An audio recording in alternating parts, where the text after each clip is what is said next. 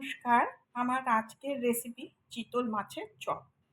চিতল মাছের চপের জন্য প্রথমে মাছটাকে আমি সেদ্ধ করে নিয়েছি। নিয়ে সেদ্ধ করে ভালো করে ছাঁকনিতে ছেঁকে নিয়েছি। পুরো এরকম জিনিসটা হয়ে গেছে। প্রথম কাঁটাটা বেছেছি, বেছে নিয়ে এরম ছাড়িয়ে এরম করে রেখেছি। এর মধ্যে একটু রসুন কুচো দিয়েছি, রসুন কুচো, লঙ্কা কুচো, পেঁয়াজ, খানিকটা পেঁয়াজ যতটা ছোট পারা যায় করে দিয়েছি। দিয়ে অল্প একটু নুন, একটু হলুদ, অল্প সামান্য জিরে গুঁড়ো দিয়ে এটাকে ভালো করে চটকে নিচ্ছি। এইবার এই সেদ্ধ মাছটার মধ্যে আগেই আমি হলুদ, নুন, পেঁয়াজ কুচো, লঙ্কা কুচো দিয়ে রসুন দিয়ে রেখেছিলাম। এবার হাফ চামচ লঙ্কা গুঁড়ো, একটু গরম মশলা গুঁড়ো দেব।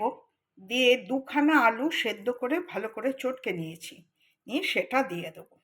আলুটার মধ্যে অল্প একটু আমি নুন মিশিয়ে নিয়েছিলাম। নিয়ে এটা ভালো করে মেখে নেব।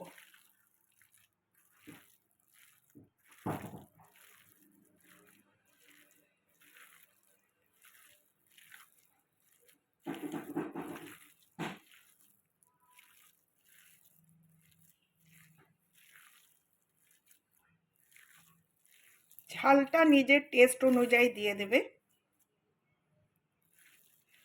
ভালো মেশানো হয়ে গেলে এর মধ্যে একটা ডিম আমি ফেটিয়ে, ডিমটা সামান্য অল্প নুন দিয়ে ফেটিয়েছি, দিয়ে এর মধ্যে দিয়ে ঢেলে দেবো।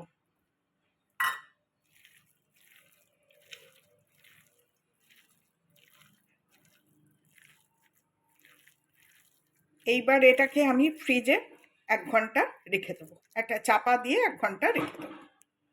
মিশ্রণটা ফ্রিজ থেকে 1 ঘন্টা রাখার পর বের করে এরম চপের আকারে গড়ে নেবো। আগে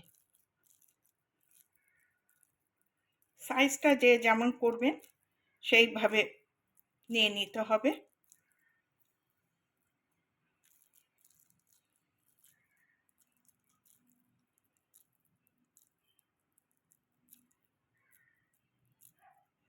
এটাকে আপনারা কাবাবের আকারেও গড়ে নিতে পারেন।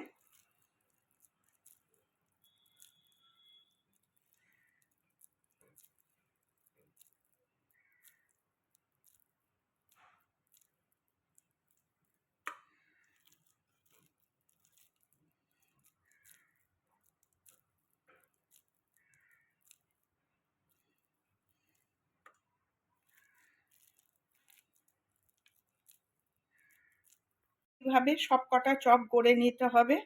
গড়া হয়ে গেলে এক একটা চপ তুলে ভালো করে হাতে চেপে নিয়ে কর্নফ্লাওয়ারের গোলা একবার ডুবিয়ে নিতে হবে, নিয়ে বিস্কুটের গুঁড়ো মাখাতে হবে।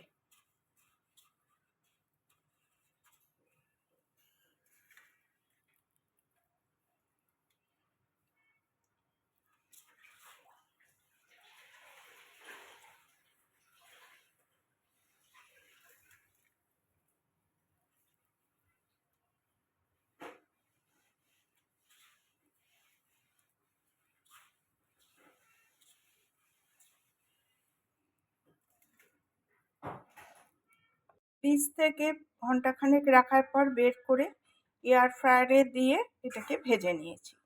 তেলেও কেউ ভেজে নিতে পারে। ফিশ চপ রেডি হয়ে গেছে। এটা সন্ধেবেলা জলখাবারের পক্ষে খুবই আদর্শ, খুবই টেস্টি।